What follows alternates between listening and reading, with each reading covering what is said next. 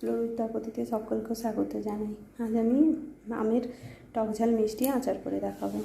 তার জন্য আমি আম নিয়ে নিয়েছি। এবার আমগুলোকে আমি ছুলে নেব। প্রথমে আমগুলো আমি ছুলে নেব। এইভাবে ছোলার দিয়েও ছুলতে পারেন, যে এবার বটি দিয়ে ছুলবেন বটি দিয়েও ছুলতে পারেন।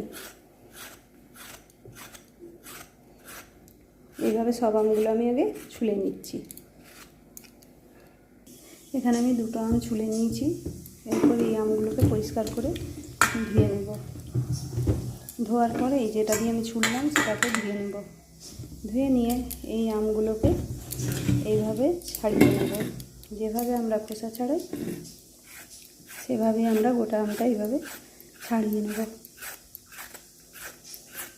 এই আমটা ছাড়িয়ে একটুক্ষণ রোদে শুকিয়ে নিতে হবে, যাতে জলটা যেটা পড়ছে এই জলটা একটু শুকিয়ে যায়, তাহলে আমের আচারটা নষ্ট হবে না, বেশি দিন থাকবে।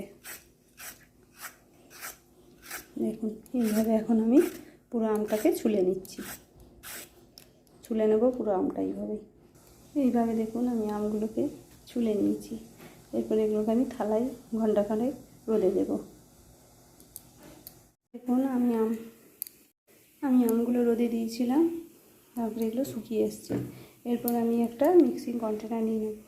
একটা কন্টেনার নিয়েছি, কন্টেনারে আমি 2 চামচ মতো কালো সর্ষে বেটে নেব। এটাকে আগে শুকনো একটু ঘুরিয়ে নেব। এটা আমি শুকনো একটু গুঁড়ো করে নিয়েছি।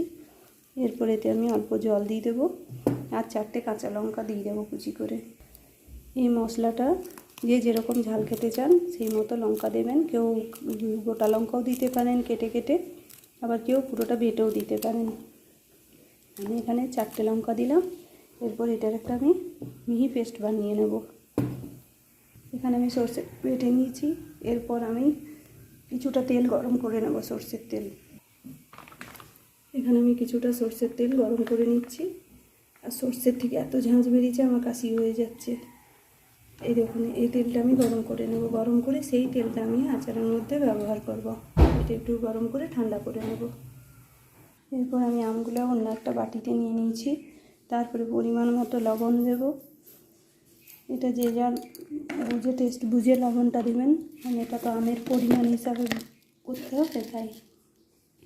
আর 1 চামচ মতো আমি চিনি দেবো এতে, তাহলে ঝালটা ব্যালেন্স হবে, নুন ঝালটা। আর দিতে হবে এতে হলুদ। আর কালারটা যদি একটু ভালো করতে চান তাহলে একটু কাশ্মীরি লঙ্কার গুঁড়ো দিয়ে দেবেন। অল্প একটু হলুদ দেব আর একটু কাশ্মীরি লঙ্কার গুঁড়ো দেব। কাশ্মীরি লঙ্কার গুঁড়ো দিলে কালারটা ভালো আসে। তারপরে এর মধ্যে আমি সর্ষেটা মিশিয়ে দেব। যতটা পরিমাণ মনে হবে মেশাবার ততটা দেবেন। শুকনো সর্ষেটা যতটা পরিমাণ শুকনো বাটার চেষ্টা করবেন, বেশি জল দেবেন না। তবে আমি কিছুটা দিয়ে মেখে দেখছি, যদি পুরোটা লাগে তাহলে দিয়ে দেব। এইভাবে ভালোভাবে মাখাতে হবে। প্রথমে মাখিয়ে নেব, তারপরে আমি সর্ষের তেলটা এতে ব্যবহার করব। এইভাবে সম্পূর্ণটা মাখিয়ে নেব। এখন আর সর্ষে লাগবে না। কন্টেনারটা আমি পরিষ্কার করে খালি নিয়ে নিই, বাকি সমস্তটা নিয়ে নিয়েছি। দেখুন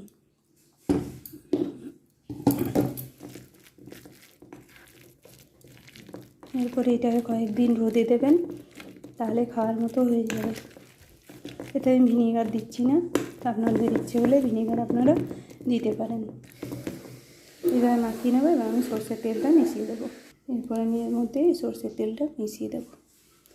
আপনারা নিজেদের পছন্দ মতো সর্ষের তেল দেবেন। মোটামুটি মাখা মাখা হয়ে গেলে আর একটু পরিমাণে দেওয়া যাবে। এটাতে অতিরিক্ত সর্ষের তেল দেওয়ার দরকার লাগে না, আম তেলের মতো। এরপর এটাকে আমি এই বাটিটাতেই এখন রোদে দিয়ে দেবো।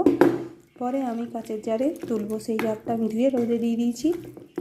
পরে আমি এটা বিকেল দিকে তুলব। এখন সারাদিন সকালটা রোদে রাখবো। এইভাবে করে দেখবেন আপনারাও বাড়িতে।